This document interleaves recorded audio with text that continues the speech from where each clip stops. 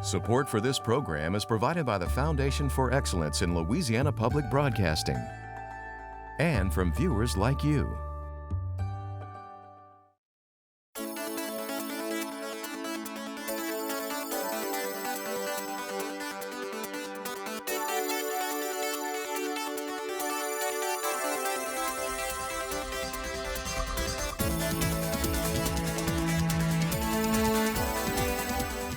Hello and welcome to Louisiana Public Square. I'm Beth Courtney, president of LPB. Tonight's topic, Title IX in Louisiana, looks at recent reports of failures in the Title IX system in our state colleges and the repercussions those failures inflict on students. It's a difficult discussion, but one that we hope will pave the way to safer campuses for our young people. Joining me to moderate tonight's episode is Andre Morrow. Thanks, Beth, as always, and it's great to be here. You know, the fact that 1 in 4 college students in this country will be sexually assaulted during their time in school is a bitter pill to swallow. In 1972, the U.S. Congress created Title IX, a federal civil rights law that was put in place to protect students and faculty from discrimination based on sex by creating a system where they could report abuse. Well, Louisiana colleges and universities have come under fire for their recent mishandling of Title IX investigations, and no school is under more scrutiny than LSU. An independent investigation by Husch Blackwell revealed a culture at LSU that covered up sexual assaults and harassment rather than address them. Week after week, news stories have emerged uncovering further abuses at LSU and other campuses across the state. Well, these recent reports depict a broken Title IX system in Louisiana that is without adequate staff or resources for victims. Are Louisiana's colleges doing enough to keep our young people safe?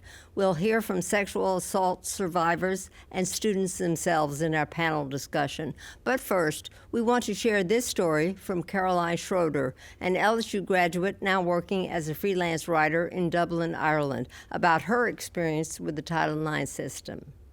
My name is Caroline Schroeder, and I graduated from LSU in May of 2020.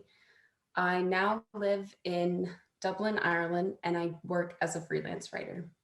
I chose LSU because, well, I grew up in Baton Rouge, so I grew up in the LSU community and culture. My parents went to LSU, my older sister went to LSU, some of my grandparents went to LSU, and all of that, plus being close to my family, I just thought this makes the most sense. That night, it was a fraternity bus trip to New Orleans, and it was a Halloween themed party. And we took a bus to New Orleans, and you start drinking at the fraternity house. And then you take this 1.5 hour long bus to New Orleans and you keep drinking, and then you go to a bar and you keep drinking. And then you have the bus ride back to Baton Rouge. So you're not getting back to Baton Rouge, I think, until like 1 a.m. And I got onto the bus and I was sitting at the front of the bus and I had a seat to myself. So I laid down and I took a nap. And I woke up and there was this guy just like groping me and reaching up under my skirt and things like that. But I remember saying like, get off me. And then he didn't. And then I said, I'm going to punch you. And then he ran away. And then the night was over and I left it. It wasn't until more than a year later, I was out with some friends and there was a girl there I didn't know very well. And I said, or she mentioned that she had been on that trip. And I said, oh, I was on that and I had a terrible time. And she asked what happened. I think she kind of had an idea by the way I said it. So I told her what happened. And she said, okay, that's weird because something similar happened to my friend that same night, like on the same trip. Oh, and she had also mentioned that he had also attacked someone else in their dorm room, someone else that we know. So at this point I felt like, okay, this is a clear pattern of like terrible behavior. So even though I'd really ignored the issue for about a year, that was when I thought like, okay, this isn't some isolated incident. I didn't misinterpret things. This is definitely something that needs to be reported. So I filed a Title IX complaint. So that was in early 2018, I think, but I didn't hear back until early 2019 when things really kicked off. I'm looking forward to hearing our panel's reaction to that story. Joining us in the studio to give a student perspective of the Title IX problems in Louisiana are Elizabeth Andrews, an LSU senior majoring in industrial engineering, and she graduates this spring. Ricky Bryant, an LSU junior, he's majoring in mass communications and is the student government attorney general. Khalees Richardson is an LSU graduate now getting her master's in clinical mental health counseling at the University of Denver. She joins us by Skype. And Angelina Cantelli, an LSU junior getting a dual degree in psychology and English, and she is co-president of Tigers Against Sexual Assault. I'd like to start with a question for the group. We just heard from your classmate, Carolyn Schroeder, her assault during her freshman year. Now, is her story unusual or is it common in your experiences? Angelina, let's start with you on this. I think the part that really stuck out to me about Caroline's story was when she said that she filed a Title IX report in 2018 and didn't hear back until 2019. I think that piece of the story is really common to survivors on LSU's campus. I know in Tigers Against Sexual Assault, the number one thing we hear when people come to us and disclose that they've been assaulted and that they reported it is always this line, and LSU did nothing. Even before USA Today or anything came out publicly, we were constantly hearing, I didn't get the result I wanted. I feel like nothing was done. And it seemed like we knew there were problems, but there was no hard proof in a sense. And there was definitely this common belief among survivors that LSU wasn't always going to respect your rights. And so sadly, that part wasn't shocking to me. And what does that make you feel like when you hear these stories time and time again? If you're telling something and you're not telling it just to get attention, obviously, this is something that your experience was this, and yet you're going to the people you're supposed to go to and nothing. No, it was incredibly frustrating. And I know that we only started TASA in the beginning of 2020. And so we were a fairly new organization, but we saw that there were so many people who needed this organization and wanted somewhere to share those experiences. And I know that we had been working closely with the Title IX office from when we started, and I don't want to say we were fooled, but we were convinced almost that they were listening to our concerns, that they understood there were problems and there were backlog and that they wanted to fix it. But like I said, when everything came out in the fall of 2020, it was so much more than what we could have ever imagined. And it was heartbreaking to know that we really thought we were advocating for survivors and we really thought the people we were talking to cared and were listening, and that just didn't seem like the case. Yeah, you weren't getting that support. Now, Elizabeth, I understand that your story actually intersects with Carolyn's. Tell us about that. Yeah, so actually the fraternity date that she was talking about was, the guy was my date. So we were friends for the longest time. But on the bus ride home, since he was my friend and I was there with my other friends and stuff, they casually you make sure your friends get your friends home when we're not feeling well. And so they handed me off to him because we were very close at the time. And he put me to the back of the bus. And from what I remembered, he disappeared for a while, which later after meeting Caroline, I figured I put the puzzle pieces together where he disappeared to. That's when that was happening with her. Yeah. And then, I'm not going to get into the details, but he came back and I just remember saying no repeatedly. And that's kind of, I think my mind has shut the rest out for good sake. But since he was my friend, I didn't report it for the longest time. And Did you ever have a conversation with him? No, I ignored it, and as victims do, they blame themselves for the longest time. So I remained friends with him for a year, and then one night I picked him up from a bar, and he tried something again, and I think it unlocked that memory. And so in January of 2019, we had a class together, and I first went to a doctor at LSU because my roommate told me that you can get like an excuse absences for mental health reasons. So I just went and I just confessed to the doctor what happened, and I was like, I can't go to class, and I need an excuse. I don't want to talk about it. Engineering's a male-dominated field. Don't want to tell the male teacher about it. So she graciously gave it to me, and it was someone at the disability office who encouraged me to report it to Title IX, which couldn't figure out how to do that. So I reached out to student accountability and just sent them an email, and I was like, I'm trying to file a Title IX report, help me, essentially. So I reported it, didn't hear back from them for like 2 weeks, and I emailed them and asked for, like, where is the no contact order? I'm very nervous for when you contact him. We're in the same class, like in the same study group. They said since he hadn't contacted me since like 2018, that there was no contact to cease, and that I could give him one myself, which I don't really know how that works, how I can just walk up and tell him to not talk to me. And you didn't want to do that either, really, did you? For a very obvious reason. Yeah, and I'm curious, who was the point person you were talking to? You say they at Title IX, but there were not that many theys, so. Yeah.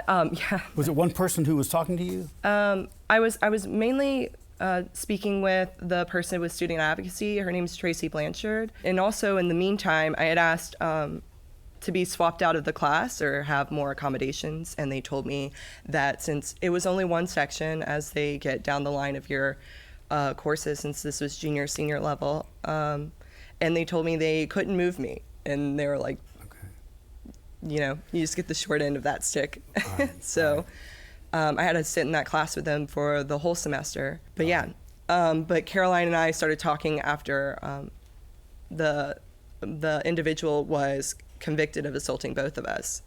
And so that's when we started talking and sharing our stories and learning what was going on and kind of teaming up against LSU, I would like to say, because she was like really the only one in my field for that. But yeah, no, they just kept pushing us back. Okay. And next semester, which I had 4 of 5 of my classes with him, since now we're in the nitty gritty of things, they only told me about 3. I walked into one of the classes where he was in, which was super fun after, you know, you go through months of reporting and being pushed back and not informed about anything. So no response was basically what you were getting from LSU? No, absolutely not. Okay, let's check in with Khalees Richardson right now. Sorry. Khalees, a lot of attention's been given to Title IX abuses within the football program and also stories of special treatment given to athletes and coaches. Tell us about your experience. Yeah, I mean, just to name it, my experience, I felt invalidated, manipulated, gaslighted, victim blamed, and slut shamed. Mine, what is publicly known, is I had 2 cases with Drake Davis for domestic violence and Darius Geis for sexual assault. And they both happened in the fall of 2016. And how that kind of came about was me and Drake got into a public altercation out at Tigerland where he physically assaulted me. And it was somehow reported to his position coach like the next morning.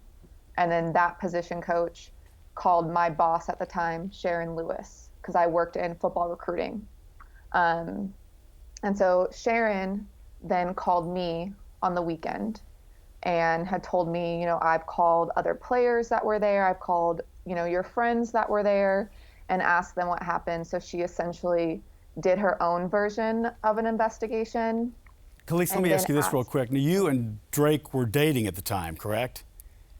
Yes. And that was our agreement. That was your agreement that you were dating. Well, okay. And what about with the other player? Darius, we were not dating. Darius was someone who I felt at the time was one of my really good friends. Okay, so at the time you were dating Drake Davis, and you and Darius Geis were good friends, you felt?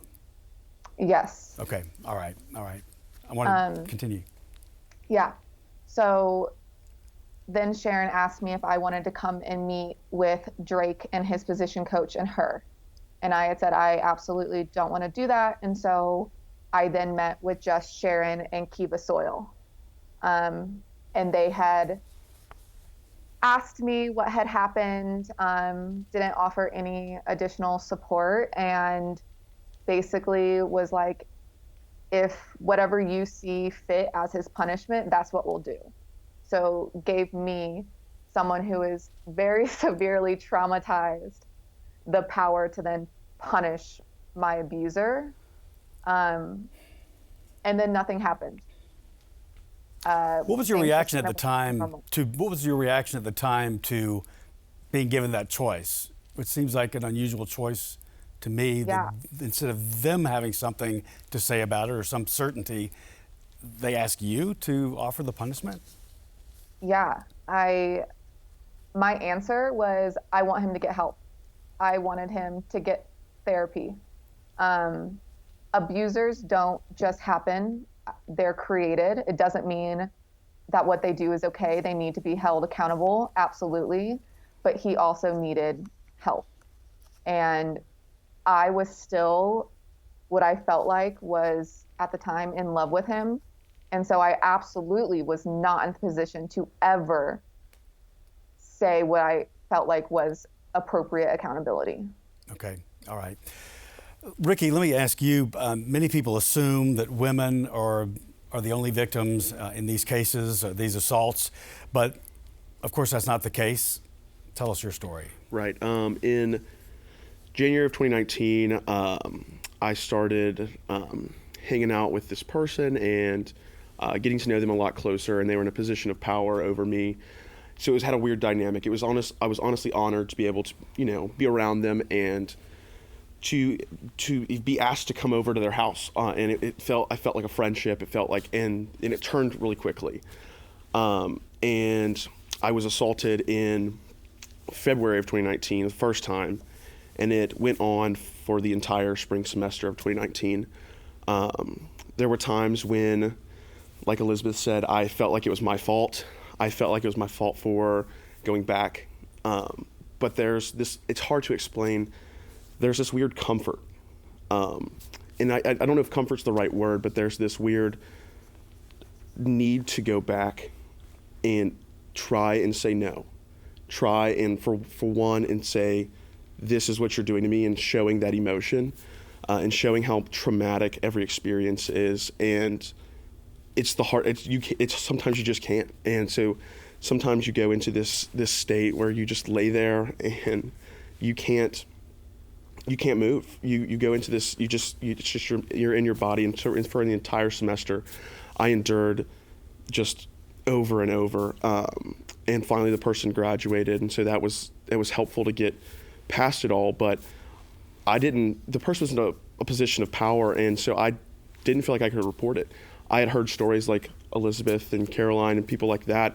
And in my freshman year, so I just didn't report it. I didn't think that the process would be kind to me. I didn't think that I could truly be represented within the process, because I had heard so many stories about how Title IX was almost victim blaming as far as a process. Had you told anybody, your parents? I had not told my parents until January this year. Okay. So no. Yeah, no, I hadn't told my parents until after I testified at the legislature. Okay. It's a long time. Angelina, as co-president of Tigers Against Sexual Assault, you've advocated on behalf of survivors and also become a resource, as you mentioned, for victims. What are some of the barriers that students are facing with this? Yeah. I also want to address something Ricky was talking about in Tigers Against Sexual Assault and also working at STAR. People always talk about fight or flight when people experience conflict. And when it comes to sexual assault especially, we like to say it's fight, flight, or freeze. Survivors of sexual assault often have that experience where they feel stuck. But with TASA specifically, a lot of the barriers we've seen, are probably the most common one, I would say, is, like Elizabeth mentioned, not being able to get out of classes with the person who abused you. That's been something that's been an issue, for as long as I've known or been, doing things with Title IX at LSU. And it's something that I think Louisiana as a whole is failing on. Of course, I can't speak to other universities because I don't go there. But I know that many states have state laws that make that required, to where if a survivor is in a class with an abuser, you have to move the abuser. It's not on the survivor to be moved.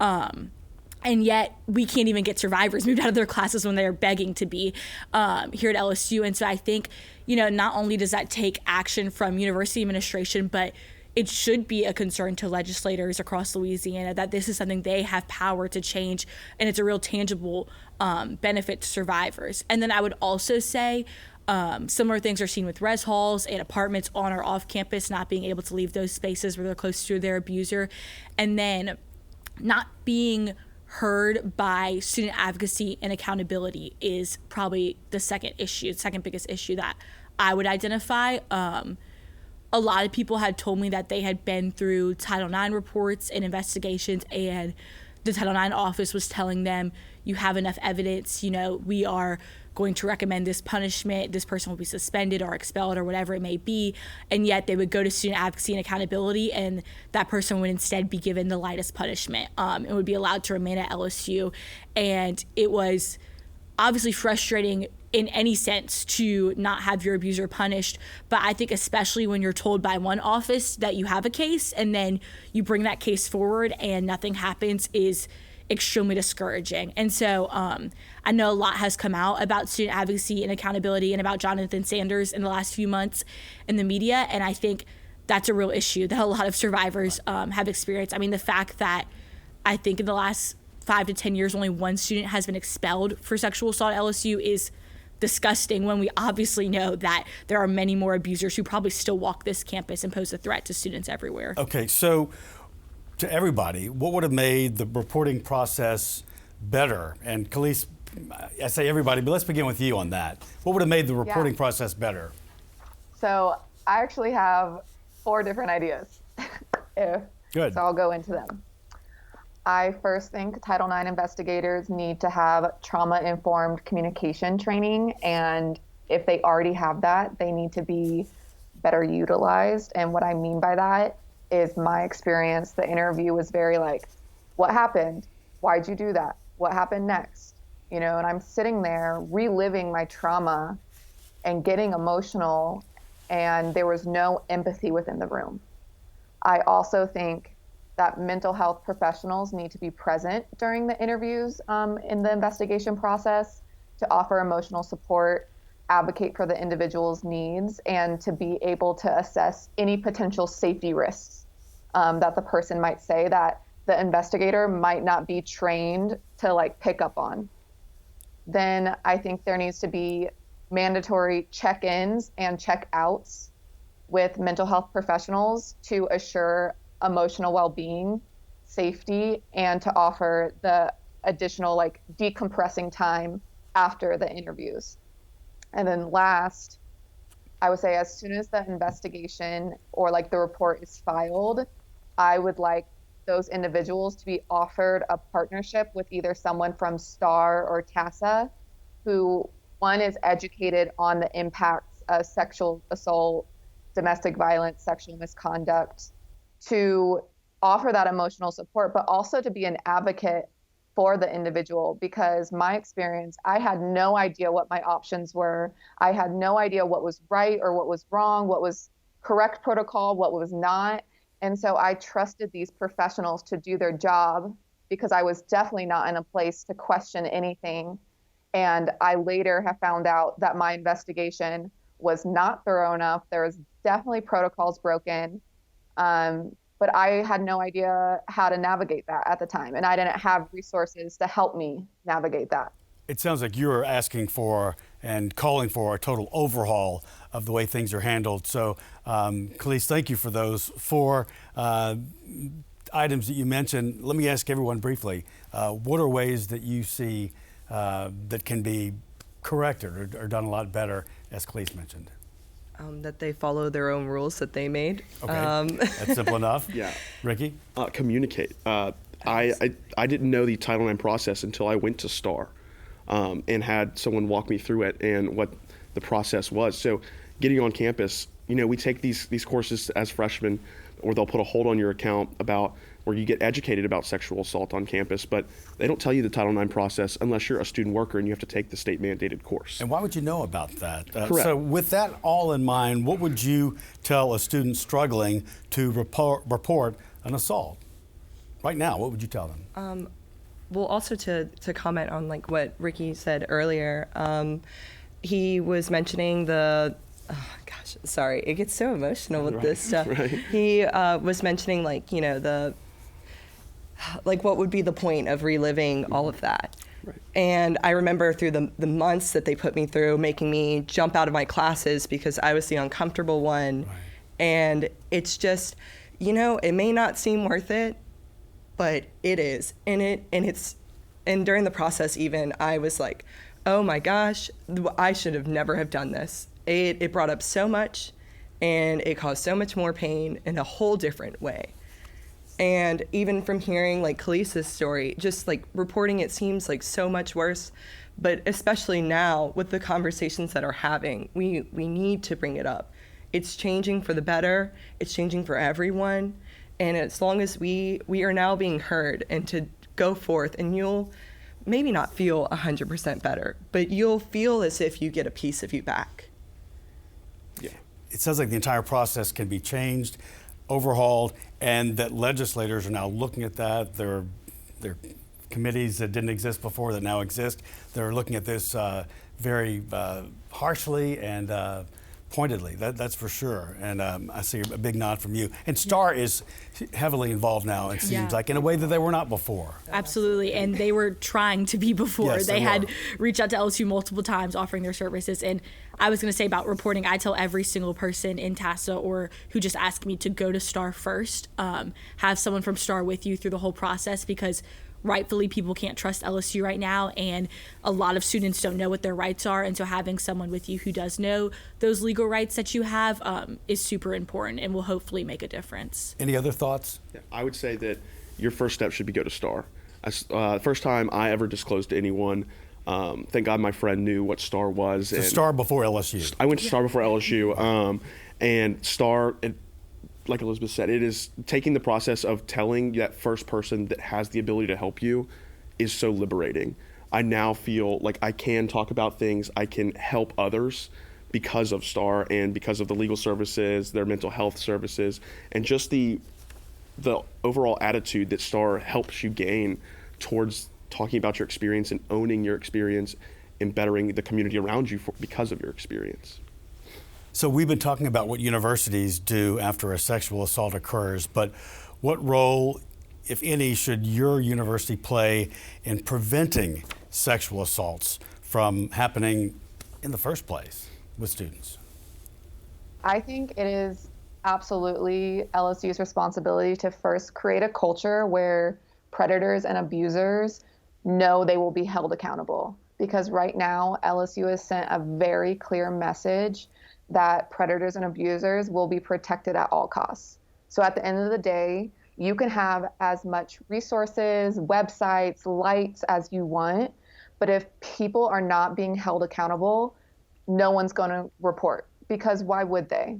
Why would they relive their trauma and put themselves through more pain knowing nothing's going to happen?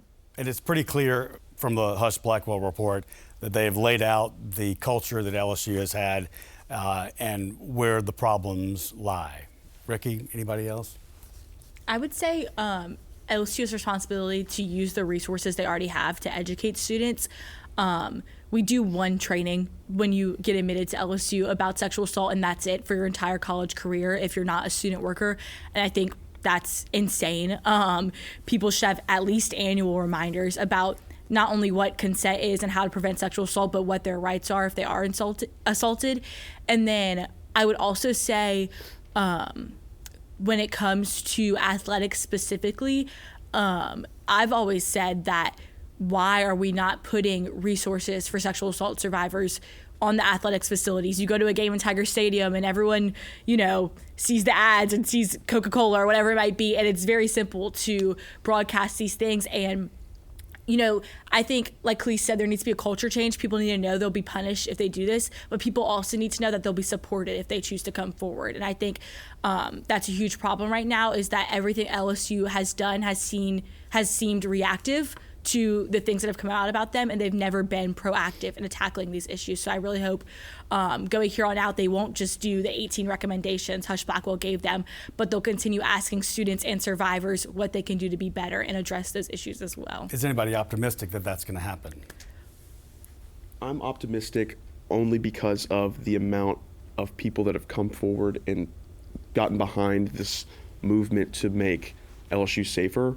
But I'm not optimistic on the administrative side. The student side, students are taking the brunt of the work. They shouldn't have to, but they are. And I think that I'm optimistic with how much the students are pushing the university to do better. And if the students keep pushing, the university has to.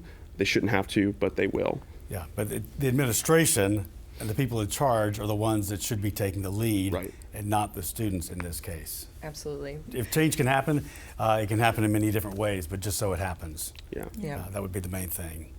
Well, I want to thank all of you for being willing to be here and share your personal stories, gripping stories, and helping us get a better understanding of how students are affected by sexual assault and the Title IX process.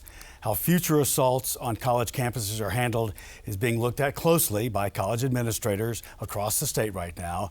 We're going to discuss how these universities plan to fix the issues. But first, we're going to hear back from Carolyn Schroeder about her arduous Title IX case. I filed the report online. I don't remember how I found it, but I remember at some point I found an online form. So that was in 2018. And then in February of 2019, that's when we heard that they were finally looking at both my report and Liz's report, and they were going to read it and decide if it looks like misconduct might have occurred and it's worth them investigating. Little more than a month later, they decided, yes, it is worth investigating. We're opening the investigation. So that was in March 2019. And then it wasn't until the end of May, we hadn't heard anything. And the investigation's supposed to be done within 20 business days. So we were well past that point.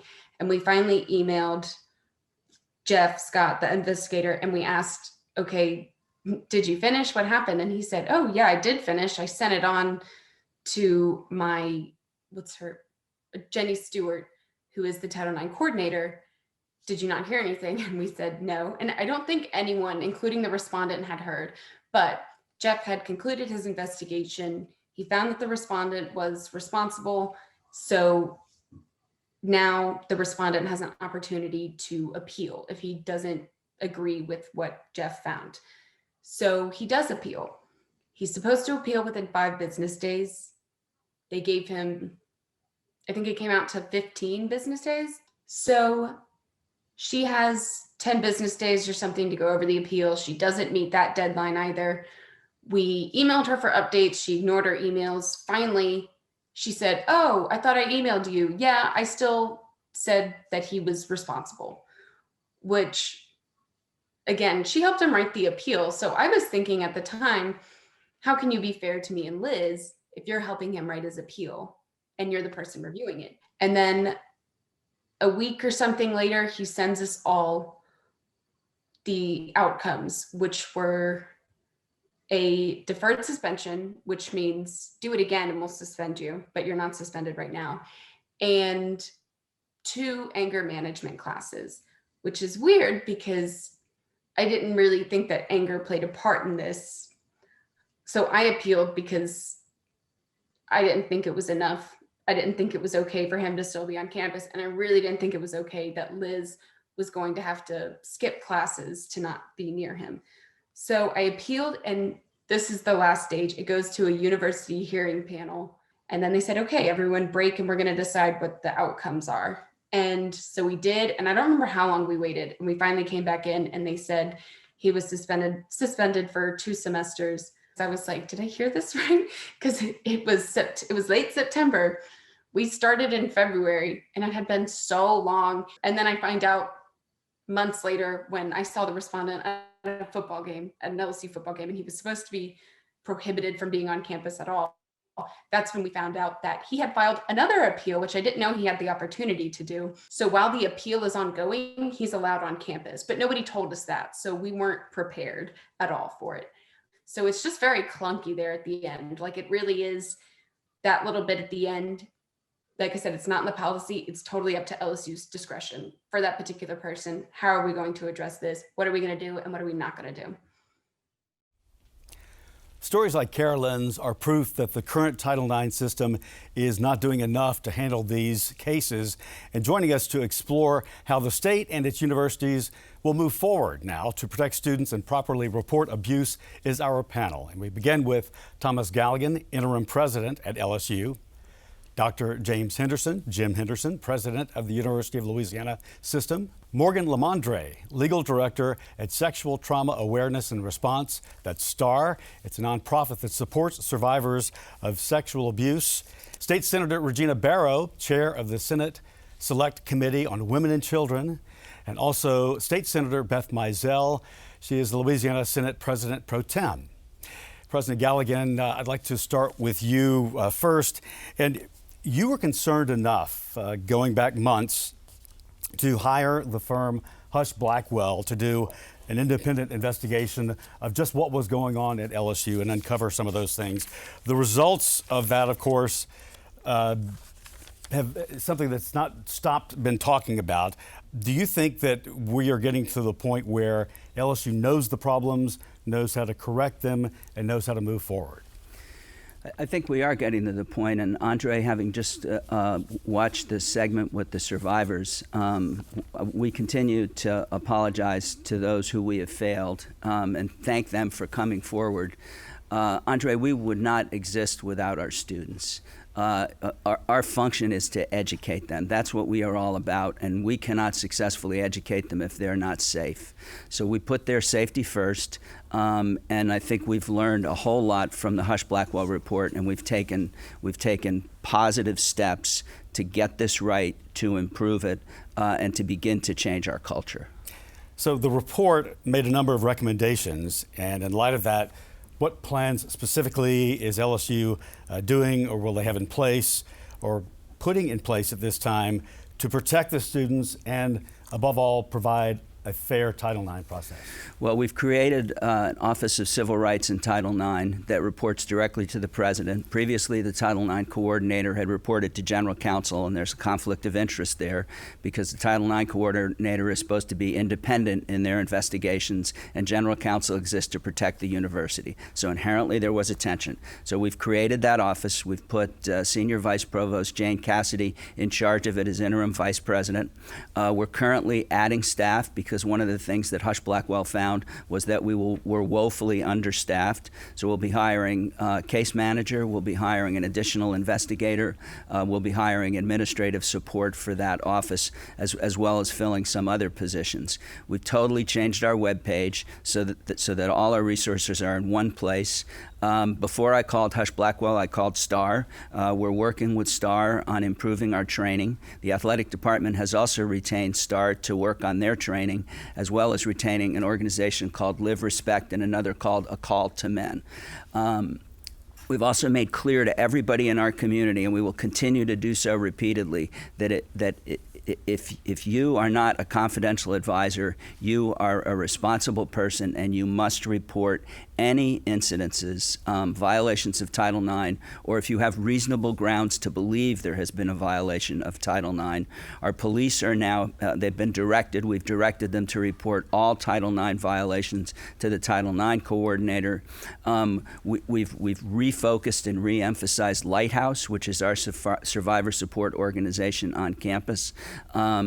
We are currently, I think today or tomorrow, I will sign a policy that makes clear that anyone who, without good cause, who has knowledge of a Title IX violation and does not disclose it, will be terminated from LSU. So those are among the steps that we are taking. We have a whole lot of work to do. We began that work immediately, and the work continues. And a couple of things that have happened just since this past week. Darius Geis, his name will be erased from the LSU record books. He is no longer allowed on the LSU campus, from what I understand. And LSU was also separated ties with the longtime law firm, Taylor Porter, that has represented LSU. So some big changes there. Let me go to you, President Henderson, now. And I'll pose the same question to you. What practices do UL students, schools rather, have in place or putting in place as this thing has played out to protect students and make sure that Title IX is working for them? Well, Andre, thank you for the question. About 18 months ago, we did a comprehensive overview of our policy environment and found some just common sense gaping holes. We found some misalignment with prevailing law and with best practice, and so we revamped our Title IX operations and our sexual misconduct policies. We put in place some very common sense measures, ones that prevent students from transferring from school to school that are in the beginning stages of an investigation, if you will. We put in place some measures in our contracts for athletic coaches and for presidents that a violation, very similar to LSU's provision. We did this last year, that violations of Title IX are grounds for termination with cause. And so it's creating a policy environment that ensures that the health and safety of students, faculty, and staff is the paramount concern. But the policy environment is just one piece of that, because the policy is implemented by human beings. And so you have to have a culture that demands people to do the right thing. And that can be quite simple to say in the abstract. When you enforce it, that's when it becomes a little bit more challenging. There's an old management axiom called events plus response equals outcomes. We can't always prevent the events, and we try the best we can to minimize those events. But we can control our response, and ultimately that's what's going to determine the outcome. Thank you, sir. Morgan Lamondre, students, of course, have gone to STAR for counseling and leaned on STAR for support during all of this. What do you think is missing or has been missing in place at LSU and in the Title IX process that has caused students to be frustrated and feeling like they've been unheard? Yes, well, thank you. And STAR does provide free counseling, advocacy, and legal representation to survivors of sexual assault. And one of the places where we have worked with universities with students is representing survivors through their Title IX process. And I think when I look at the perspective of the Title IX process from that student perspective. And administrators, I find, tend to look at Title IX from more of a risk management and liability perspective. And when they're reviewing their processes, they tend to evaluate them with a check-the-box compliance view. But students don't go through the process with that in mind. Students go through the process trying to navigate a system in which they are not an attorney. They are having to, deal with different systems. Who do I report to? Where do I have to go next? And it's not student-centered typically, and the process is not typically laid out in a way that students can easily understand it. And granted, most of these students that are trying to navigate this process have undoubtedly experienced some form of trauma. So when you're also flooded with so much information, they tend to get overwhelmed. So we really need the administrators of these universities to look at their process from a student perspective to see what it's like to navigate the process. I think that's the biggest key that is missing when evaluating these processes. It's not just about the policy, it's how a student can really go through the process in a way that they can understand it and they know what they can or cannot do. And those we talked to were confused, they felt unheard, and they felt the process was a difficult one. Senator Barrow, let me talk to you right now. You're the chair of the Senate Select Committee on Women and Children, which has convened regularly to address these Title IX issues. What are the goals of the committee regarding Title IX?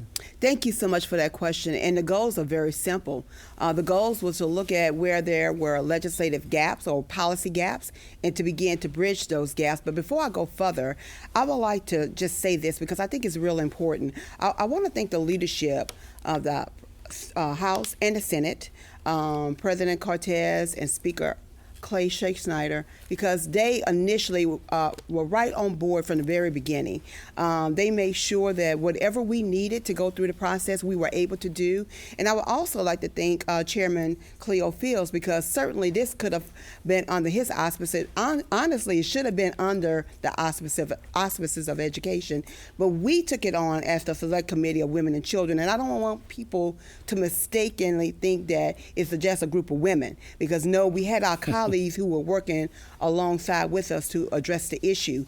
But there was policy put in place, and what we recognized in going through and hearing the hearings was there were a lot of gaps in those policies. And so going forward, I know that Senator Beth Mizell, Representative Eamon Freeman have similar bills that are going through to address the gaps.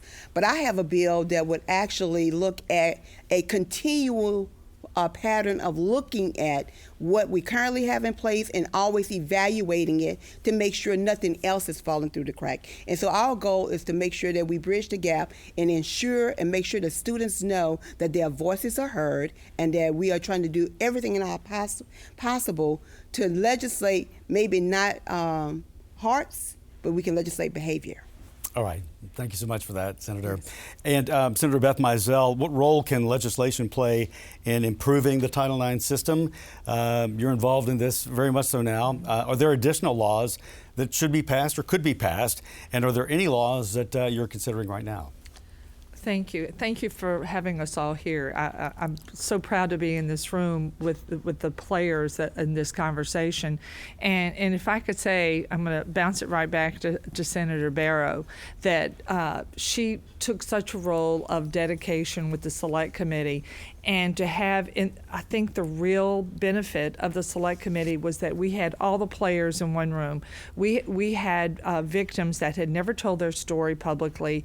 We had the leadership of the universities, and we had people willing to engage to bring about change in that relationship. So it was really important in order for us to be in that conversation to bring the legislation about to fix it. And I know Senator Barrow has a bill. I'm carrying a bill with Rep. Davis on the House side that would repair the loopholes that were from Act 172. 172 asked nicely for certain things to take place on college campuses with Title IX. The bill this year will have a requirement that things be done. So a lot of the mays are shalls. And I think that was something that came out of the conversation that is very important to make it a requirement, not just we know this is the right thing to do and we assume you're going to do it. That apparently has not worked. So Representative Freeman has a bill on the House side, and President Galligan and I have talked, and I commend him. He has been engaged in every conversation, as well as President Henderson from the system. And just to know their ears are open to all parts of the conversation has been critical.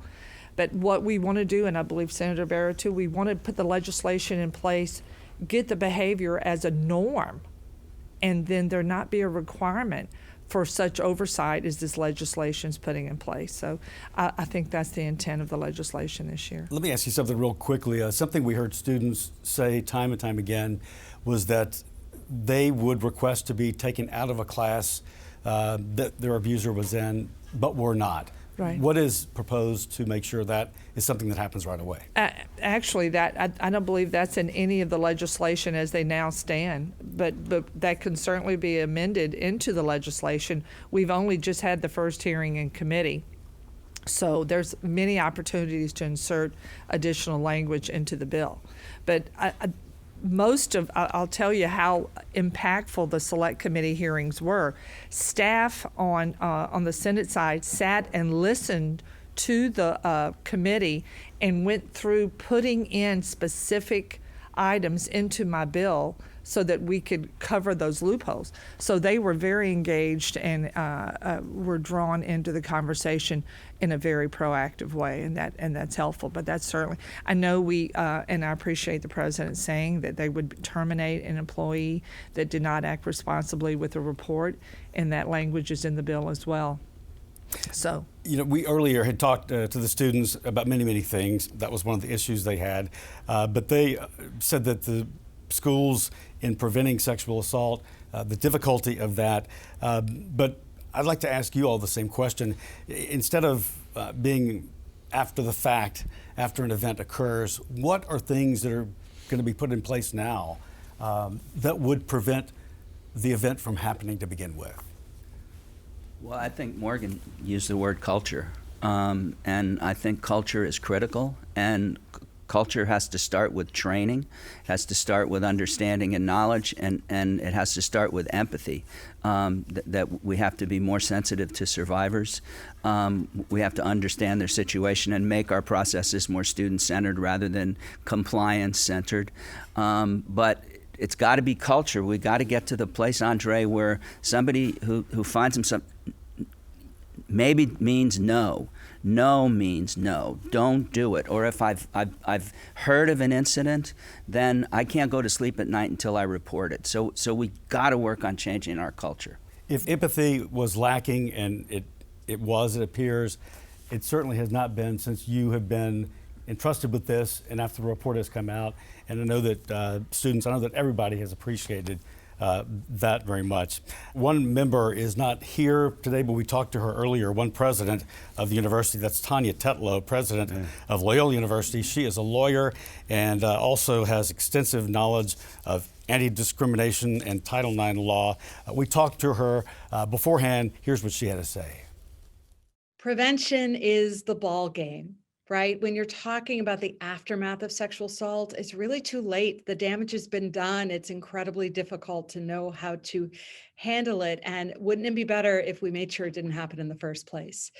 The sad part, though, is we haven't had nearly enough research on a national level of what kinds of prevention works. And the other hard part for higher education is that often people's character is pretty well baked by the time they're 18 and get to college. The data shows that some of the highest risk areas for sexual assault are in high school. Really, it starts earlier than college, and it's harder to influence the character and the ethics and the selfishness of a potential rapist by the time they get to college. But schools all over the country are doing some great work of trying these prevention programs, particularly things like bystander intervention, right? Because you talk to people about what you do if you see your friend doing the wrong thing, because none of us think that we're capable of the bad thing ourselves, but we could think through it as to other people. It talks about how you keep your friend from being in a high-risk situation without sounding victim blaming by telling you what you should and shouldn't do. So that seems to have some impact, but there's not a lot of data to show what really does work. And I wish that the federal government, NIH, all of these science organizations would put a lot more effort into this, because the economic health impacts of sexual assault across this country, not just in higher ed, are pretty devastating. Senators, let me ask you this. The Select Committee, is it more to make those involved in Title IX mishandlings accountable, or is it to develop laws to prevent things from being mishandled? Both. Okay. It's both. So we have to definitely hold people accountable who have had wrong actions, and I applaud the university for beginning to take steps to begin to address that. But then at the same time, we have to address the policy issues, address the issues where we had gaps. And so one of the things that I think is going to be critically important as we continue to go forward is we continue to keep listening to the students, because they will be the gatekeepers who will keep us informed about things that we think are working that may not be working. And so I think it's going to be important for us to stay engaged with them.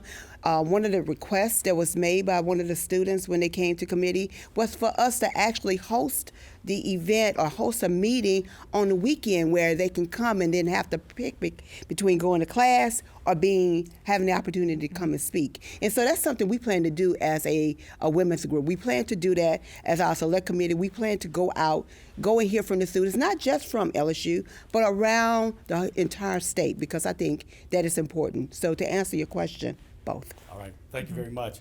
Morgan Lamondre, sort of a follow-up to this. You've previously said that survivors need to have other legal remedies outside of the criminal justice system. So why is that so important? Well, I think, for survivors, justice comes in many forms for them.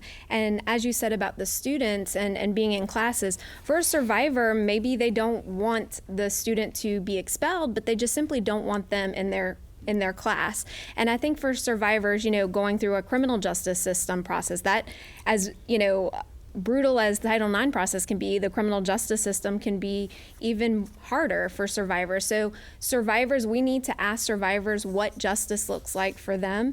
And justice for survivors, like I said, comes in many forms. And it may just simply be, I don't want to have to get out of a class that I registered for. I just want the perpetrator to, be removed from my class, and I don't want to have to worry about me rescheduling my classes. And so for survivors, we need to understand that it's not one size fits all. A lot of people assume survivors want the most punitive types of punishment, and that's simply not true. And that makes the process easier for survivors to really start with, what does justice look like for you?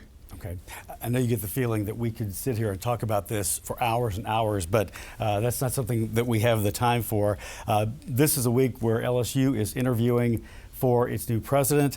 President Galligan, you have withdrawn your name from that race. You will move back to the law school where you were dean, and that's something where your passion was initially to begin with. So congratulations on that. But I definitely want to mention Dr. Henderson. You will be interviewing for the LSU position, and that's something that will come up. And so what would be your first actions if you become president of LSU to restore trust in the school and its administrators? That's a big one. Well, we can't achieve our potential as a state without a strong LSU, and President Galligan has done a remarkable job, in my opinion, over these last 15 months or better in that role. And there's been, and there were circumstances that nobody could have predicted that he would inherit. But, I lead a system now of 9 institutions that serve 92,000 students, has a $10.9 billion economic impact on the state of Louisiana. It's a big job. But LSU is our flagship. And it cannot be the flagship of Louisiana unless it has the trust of the people of Louisiana, primarily the students. And we talked a lot about compliance. We talked a lot about statutory requirements. We can't be limited in our thinking as institutions to what's required of us. It's not just this is what you must do. We need to be thinking about the things we should do. And one of those, for instance, is interinstitutional communication. Right? We don't have to be mandated by law to talk to our partners in higher education about incidents of sexual violence. We don't have to be required by law to provide education at the very beginning when a student steps foot on our campus about how to reduce the occurrence of sexual violence on our campuses. And all of those open conversations, being very transparent and very, very communicative, is what restores that trust. And everybody, that is all the time we have now for our discussion tonight. I want to thank President Galligan, President Henderson, Mrs. Lamondre, Senator Barrow, and Senator Mizell for your thoughtful input. We appreciate it. We encourage you to comment on tonight's show by visiting lpb.org/public square, and you can click on the Join the Conversation link. We'd love to hear from you. Thanks so much for being with us tonight, and have a safe evening.